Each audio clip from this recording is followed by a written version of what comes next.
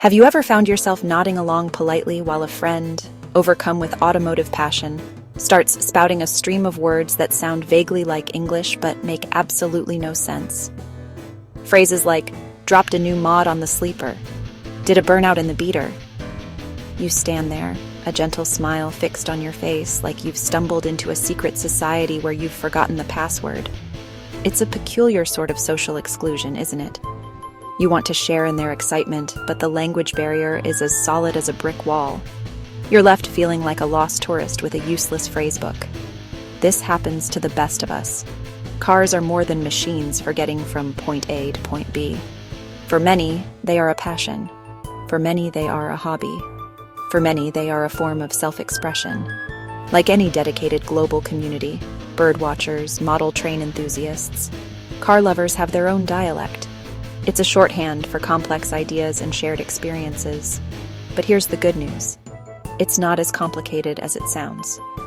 Car slang is descriptive and logical once you have the key. Let's start with two fundamental character types in the automotive world, the beater and the sleeper. A beater is exactly what it sounds like. It's that old, slightly dented, rust-speckled car you use for everyday errands. You wouldn't worry about another scratch in the supermarket car park because it would blend in with the others. Think of a beater as your favorite pair of worn-in gardening boots. Not pretty, seen a lot of mud, but it gets the job done. Dependable and unpretentious.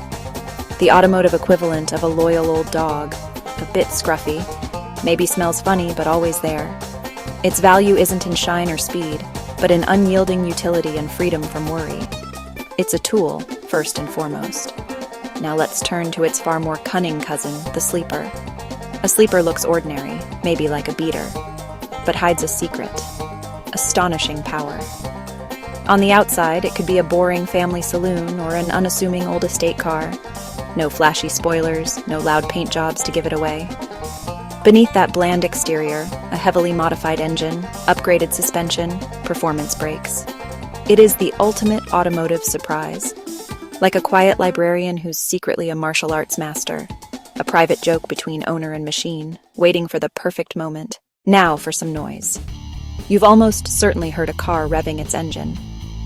This is the act of pressing the accelerator pedal while the car is not in gear, causing the engine's speed, measured in revolutions per minute, RPM, to rise and fall sharply. The result is that distinctive vroom, vroom. It's often done for a bit of theater. Hello, look at my magnificent engine. It's like a musician tuning their instrument before a performance. They pluck the strings, they blow a few notes. Revving is the engine's way of clearing its throat. Picture a sports car stopped at a red light. The driver gives the throttle a few quick blips. The car doesn't move, but the engine roars, sound bouncing off nearby buildings. Closely related is the more extreme act of redlining.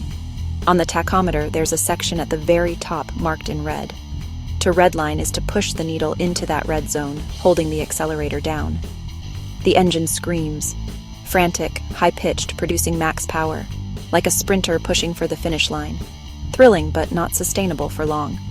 Imagine you're inside a racing car accelerating down a long straight. The driver has their foot planted on the floor. Watch the tach sweep. 3,000 RPM, 4,000, 5,000, 6,000, as the noise builds. As the needle touches the red at 7,000 RPM, the driver quickly changes gear. Mechanical violence and precision, a controlled explosion thousands of times per minute, the engine giving its all. Let's talk about how the driver controls the car's power. Most cars today are automatic, meaning the car changes gears for you. But car enthusiasts often prefer what they call a stick shift, also known as a manual transmission. This means the driver is in complete control of changing gears using a gear lever, the stick, and a third pedal on the floor called the clutch. Driving a stick shift is, honestly, a more involved, tactile experience. The best analogy is the difference between using a pre-programmed coffee machine versus a proper espresso machine. In an automatic car, you have two pedals, the accelerator, or gas, on the right, and the brake in the middle. In a manual car, there's an extra pedal to the left of the brake, the clutch. To change gear, you must press the clutch pedal with your left foot, select the next gear with the stick, and then smoothly release the clutch to reconnect the power. It sounds complicated, but It quickly becomes a fluid, coordinated dance of hands and feet. It's a skill that connects you more deeply to the mechanics of the car. The visual you should have for a stick shift is one of graceful coordination. Picture a driver navigating a winding country road. Their right hand rests on the gear stick, moving it with deft, precise clicks from second to third gear as the car accelerates out of a corner. At the same time, their left foot is working the clutch pedal in perfect synchrony, pressing and releasing with a practiced smoothness.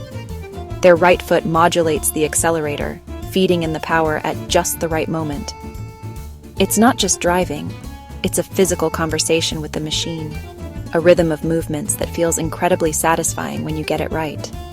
This hands-on approach is why so many car lovers are passionate about manual transmissions. It's about more than just getting from here to there. It's about the process itself.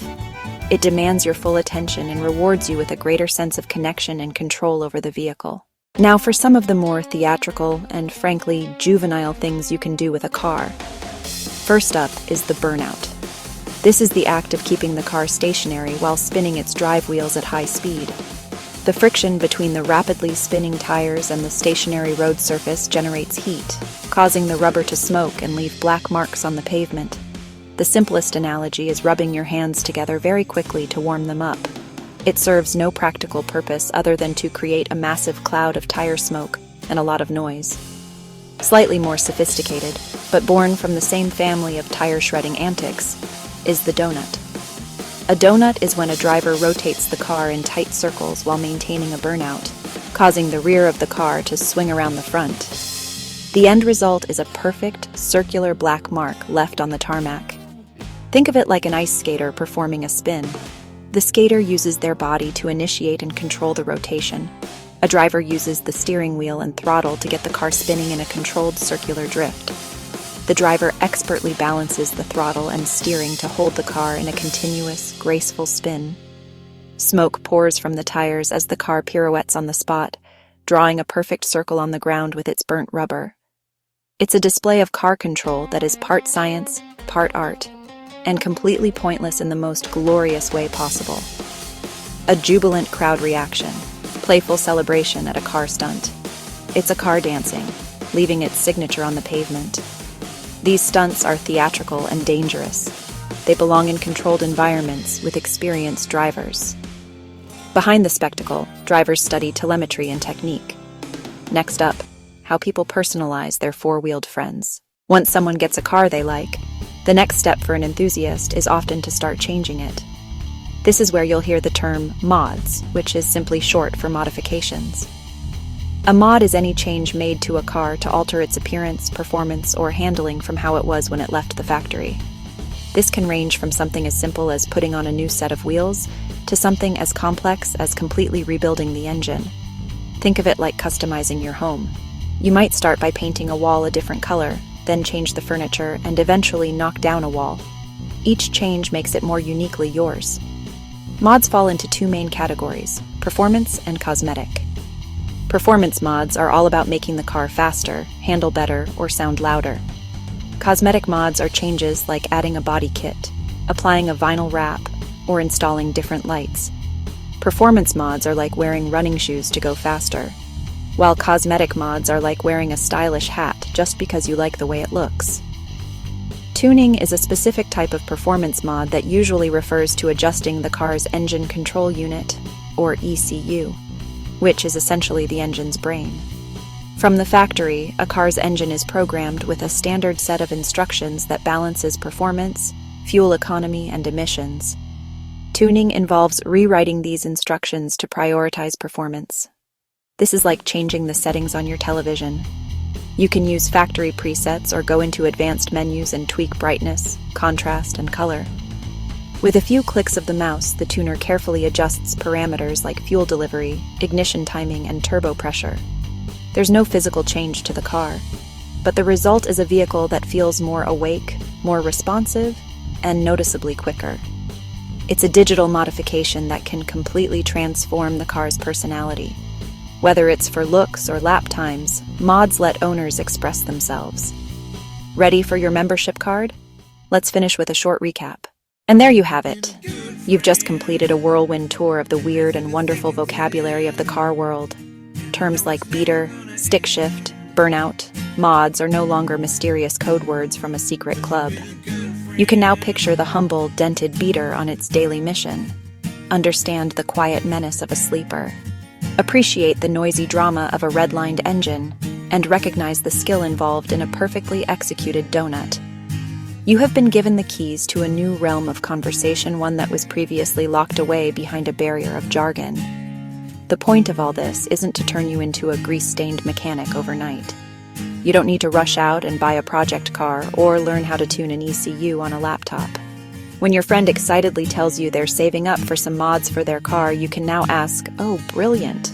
Are you thinking of performance mods or something more cosmetic?" That simple question changes everything.